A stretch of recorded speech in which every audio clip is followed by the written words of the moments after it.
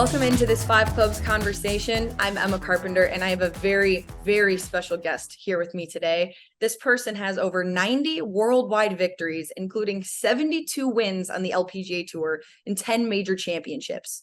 This person holds a record number of Rolex Player of the Year awards, which is 8, as well as the only female to break 60 in an official event. You know who I'm talking about? I am talking about Annika Sorenstam, the greatest female golfer of all time. This woman changed the way that women's golf was played, viewed, and covered, and was the first person that I looked up to myself when I first picked up the game of golf. I'm so fortunate to sit down with her today. This is one you don't want to miss. I know you're going to enjoy this lesson.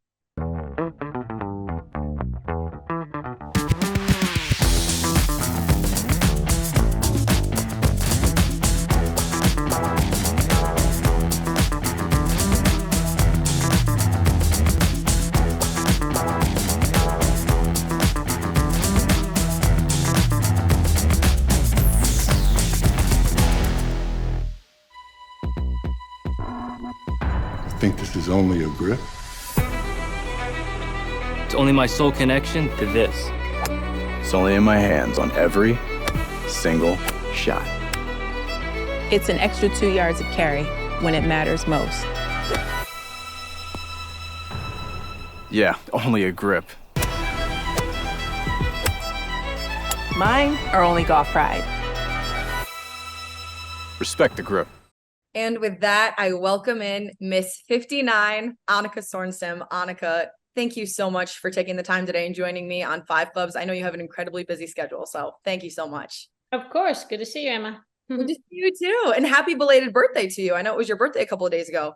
It was. Yeah. Thank you. It was great. Spent with some friends and family, and no, it was a great day. I feel loved. So it's nice. Oh, that's amazing. I'm glad that you got to spend it with friends and family for sure. So Annika, with everything that you've done in your life, it's really just, it's hard to get to everything. But before we get to the Annika Foundation and everything that you're doing right now, I do want to talk about your remarkably dominant career as a professional golfer. We could go on all day and all night about all of the highlights and special wins there have been for you. But I want to ask you, if you had to pick, what would the number one highlight of your career be on the golf course? Yeah, that's a very good question.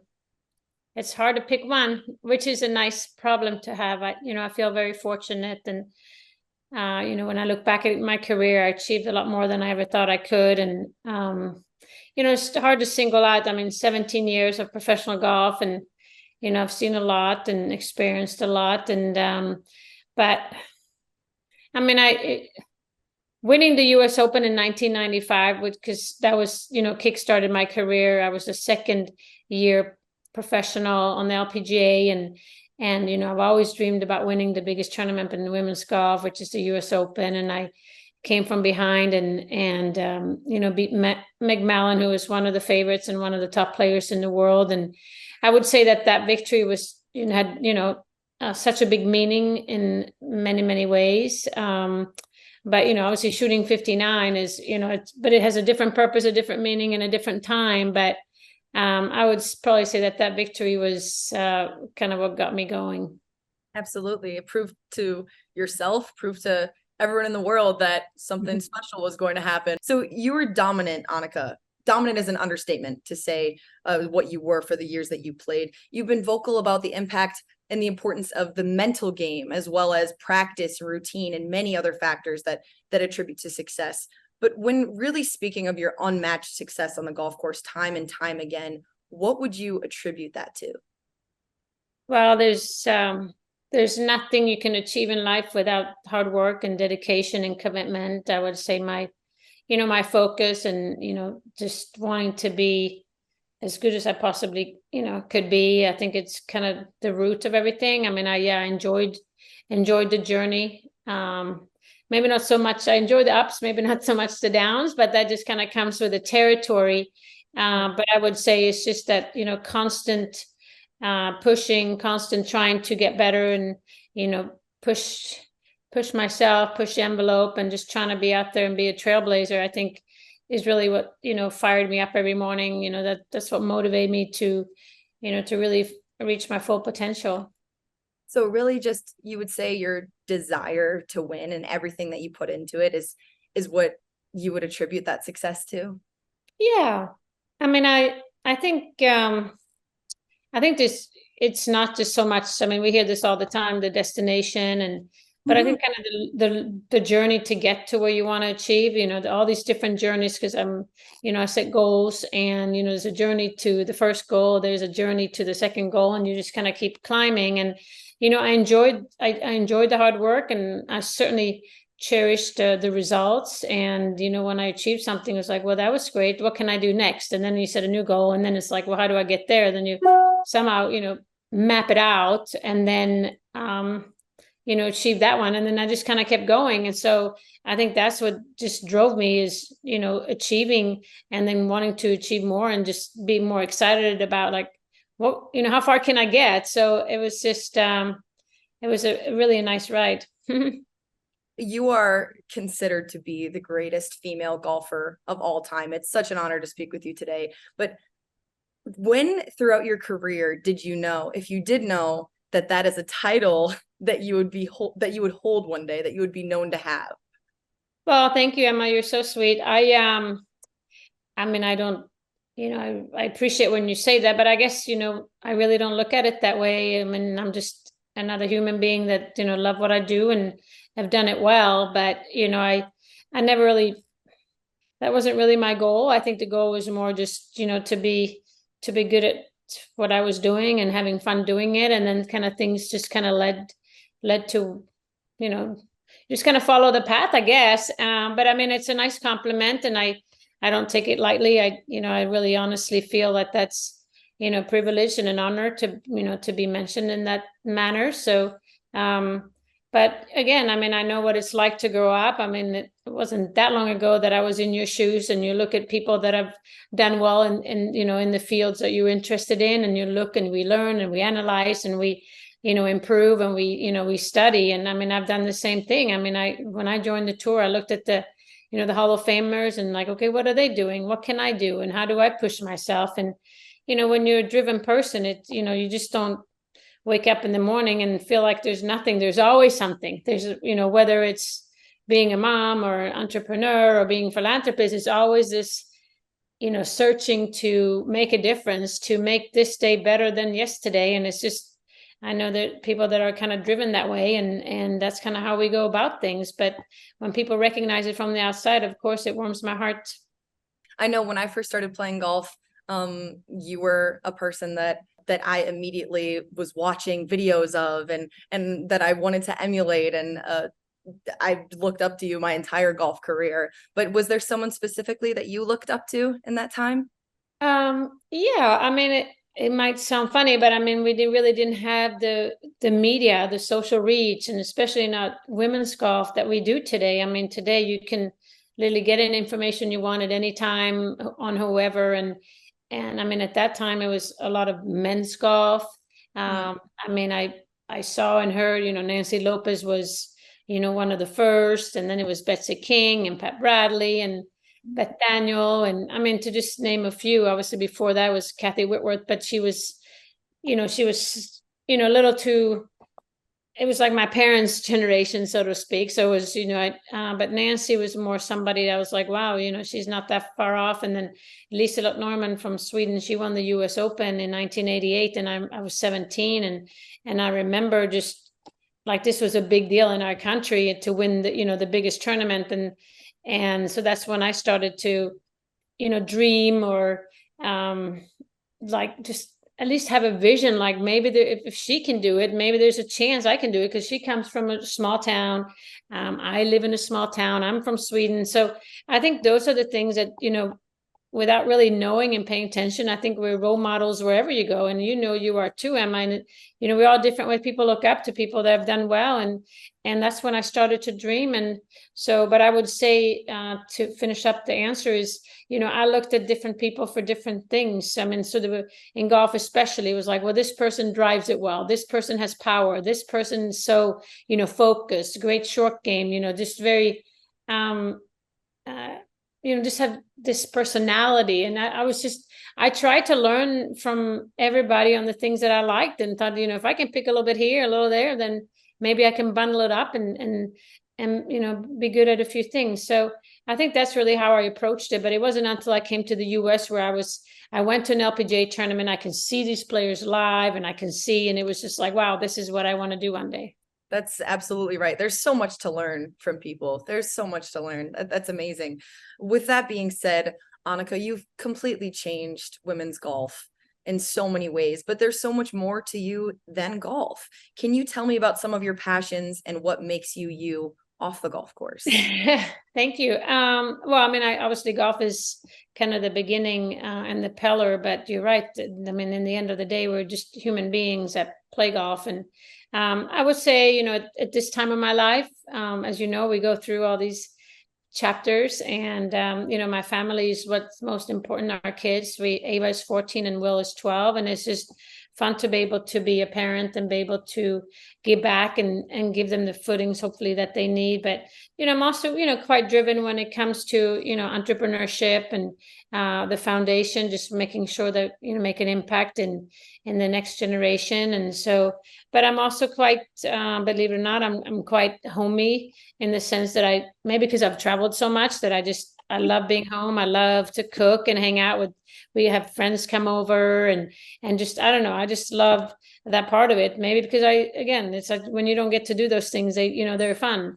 But I really enjoy working out, and I mean, living a healthy, active lifestyle is something that I not just talk about, but I would say that that's just kind of part of our lifestyle. So yeah, other than that, I mean, I would say I'm, just a normal mom that takes kids to school and try to do some homework, and then I play a little golf on the side. Yeah, well, as somebody who gives yourself all the time with your foundation, all the traveling that you do, all the appearances and the clinics and everything, it totally makes sense that having that time at home and that time spent with your family and your friends that you cherish, I know that you have a beautiful family, Will, Ava, your husband, you're very close with. How has, I know that there's been a sparked love for the game of golf from Will. How has Will's love for the game affected your relationship with the game? Oh, by the way, Mike says hi to you. He said to say hello. I mean, we introduced both our kids to the game early, because I was traveling, and we could bring them on the road, but they really didn't show much interest early on. And so it's like, okay, well, whatever you want to do, if it's soccer or if it's volleyball or gymnastics. And then Will just start picking up the game now. Time flies, but maybe 4 years ago, really started to really show interest, wanting to practice and learning about the game, watching TV and seeing the players on the LPGA or the PGA Tour, and just having now is, I mean, I would say he's hooked. It's just all he thinks about, all he wants to do. It's just, he plays a few tournaments here and there, mostly US kids, but he made the junior varsity team at the new school they're in. So he plays a little bit, and I don't know. I mean, who knows where this will go, but to be a parent and have a child that has found their passion. And I'm sure parents are super proud of you, because you found something you love to do. And I think, just waking up in the morning and seeing somebody excited about a hobby, that's fantastic. And as you know, I mean, it's a hard sport. It's very competitive. And so we'll see but it takes him. But yeah, it's, we obviously share that, and we go and practice quite a bit. And I enjoy that time together, the bonding time. And so, and then we take out Ava a little here. She doesn't have the same interest, but she can actually hit it quite well, but she can care less. She plays 4 holes, and then she says, I'm done for the year. And even though she might make 2 pars, we're like, well, why don't you play a little more? But, it's important that they do it on their own terms and not how we feel about it. Well, I mean, other players, if Ava does continue to play, they're going to have to watch out for that, because if she can play and she doesn't really care, then she's way ahead of a lot of other people for sure. So Annika, I think that it's so special that you're able to word that the way that you describe Will's passion and love for the game, like a passion like it would be for anything else. The fact that you say that you're so proud that and excited that he wakes up and has a passion for something and hobby that he really enjoys and something that he wants to do, regardless of if it's golf or not, is kind of the way that you described it, just in the way that you worded it.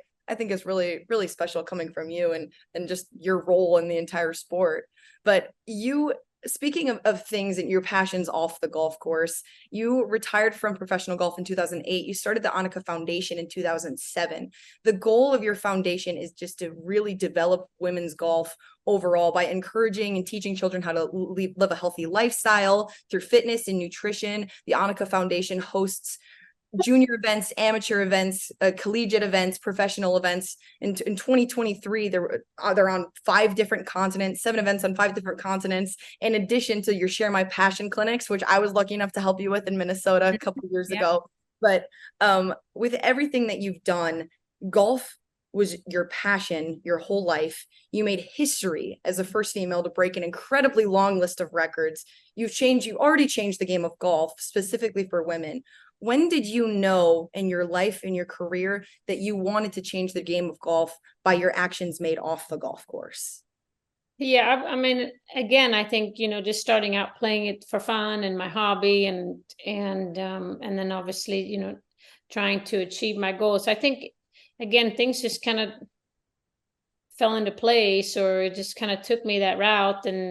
And I think when I realized that I had an opportunity to be able to give back, when I had an opportunity to really make a difference in people's lives, I mean, I guess I start taking it a little more seriously, in the sense that, it's, you can really have an impact, and it's beyond winning a trophy. It's beyond cashing a check. It's, people's lives or people's perspective on the sport, or just contributions. And you're like, you know what, that has a value that you don't necessarily, I mean, it means something, but you can't put a price tag on that. And then I just realized that to me is satisfactory on its own, just knowing that, you may be helping somebody on their way.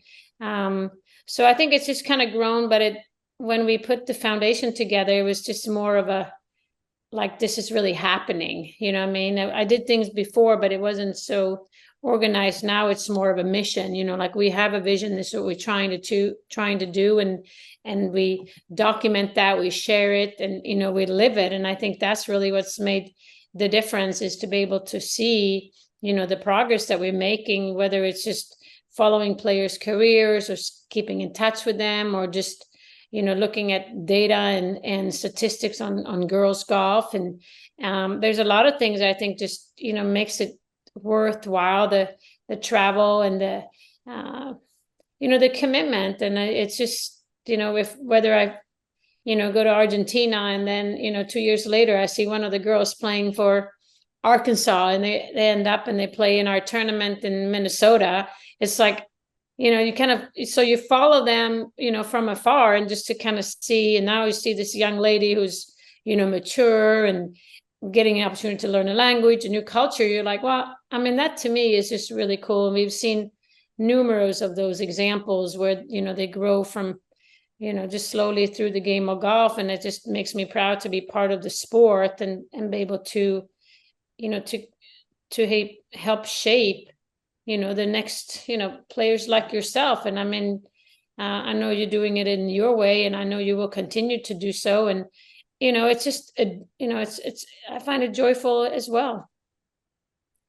Well, the future is very, very bright. I know that women's golf is completely changed because of the Annika Foundation and everything that you've done. And I can speak on behalf of all female golfers when I say that we are extremely, extremely appreciative, and just very grateful for everything that you've done. So Annika, Lexi Thompson is going to tee it up in the Shriners Children's Open in Las Vegas. You were the first woman to compete in a PGA Tour event since 1952, when you competed at the Bank of America Colonial in 2003, which we now know as the Charles Schwab. Annika, what do you think of what's happening this weekend with Lexi? Yeah, well, I mean, we all get our fingers and toes and crossed for Lexi. I mean, it's a great opportunity. She's the only 7th woman to play with, compete against the men. So obviously we wish her good luck, and we're pulling for her. And just, I think it's just, again, it goes beyond, just the 18 holes, 30, 36, 54, 72. I mean, it's a lot more. If you listen to her interviews, it's about, motivating others, inspiring others, especially young girls, to fulfill their dreams, whatever they're doing. It's, it's more holistic that way, and not so, focused on scores and drives and putts. But, it's part of the game. But for her to have this platform to be able to reach out and share a dream that she's had for so long, I think it's really important. And, I know that some people look at an invite and say, and they said this with me too, you're taking a spot away from others. But I mean, the tournament can decide whoever they want to give it to, and they think that she's adding something to the tournament by having her part of it. And I think we should embrace that and not limit ourselves and just focus on such a short-term solution. I think this is great, and wish her the very best, and happy tuning in like many others. So that's good thing. That's absolutely right. Well, Annika, 5 clubs, 5 questions here for you. First question, how would you describe what it takes to continue to go low in a round of golf when you're already at that point, when you're already going low? What does it take to really continue to keep your foot on the gas and continue on with that great round? Yeah, I think you just hit it right there. To continue to push on the gas is just to continue to believe and look forward, don't look backwards. Number 2, do you have any superstitions on the golf course? I'm not really superstitious, but I am, I'm all about routines. I'm all about, doing the things that keep working. So some people might think that that's superstitious. I'm more like, yeah, this is a routine I do. So I like to just be disciplined on what I have to do. Of all the golfers I've ever asked that question, I think you're the first person who didn't have one at all. So that says something. Number 3, so many people really have no idea the work and the time that goes into playing golf at the highest level. When you were in the height of your professional career, what did a day in the life look like in terms of hours put in on the golf course, in the gym? Well, my dad told me a long time ago, there are no shortcuts to success. So if you want to achieve something, it doesn't have to be golf. You have to be all in, full force. And I'm talking physically, mentally, spiritually. That's just what it takes. And through hard times, through challenge, through thick and thin, you just got to keep on going. Number 4, Annika, you've shared a lot about your struggles with nerves before competitive rounds of golf. What would be your biggest piece of advice for golfers who struggle to calm their nerves before or during the round? Well, first of all, it's very common. A lot of people get nervous. They might not see it on the outside, but they're certainly there on the inside. I think, if you can be able to turn those nerves into more of a 15th club, I think that'd be very helpful. I think having nerves, by first acknowledge them, is very helpful. And then 2, just kind of understand what makes, why are you nervous? And also what are some of the symptoms, and then deal with them one thing at a time. And a good example is some people, they rush things. So I always tell them, realize that you're nervous and realize you're rushing. And then what do you do that? Then you slow down. Some people are the opposite. They get really slow. So it's the same thing, so trying to deal with one thing at a time, but it's okay to be nervous. I would be more, suspicious of a nervous player than a player that's not, because I think somebody who doesn't get nervous really doesn't care. That's very fair. That's right. I think that if you're able to realize your tendencies when you're nervous, that's when you've hit the jackpot and knowing your own game and what'll help you succeed. Final question. What has been the most rewarding part of the Annika Foundation? Just being part of some of these young girls' life, just seeing how it's changed them. And so it makes me smile when, I've lived my dream, and now when I'm seeing other young girls live their dreams, it's just it's the coolest thing. Well, the girls are very, very, very lucky to have you in their lives. That's for sure. Annika, thank you so much for joining me on the podcast today. I know that you have a very, very busy schedule, so I really appreciate your time. And I look forward to hopefully seeing you again very soon. Yeah, I hope so too. Thanks for your time, and good work what you're doing. Thank you so much. Annika Sorenstam, thank you so much for joining me today on 5 Clubs. I know that all of us at 5 Clubs and all of us golf fans and aspiring golfers throughout the whole world are thankful for everything that Annika's done, and we look forward to seeing so much more of her in the future. So thank you again, Annika, for joining me today on 5 Clubs, and we'll see you next time.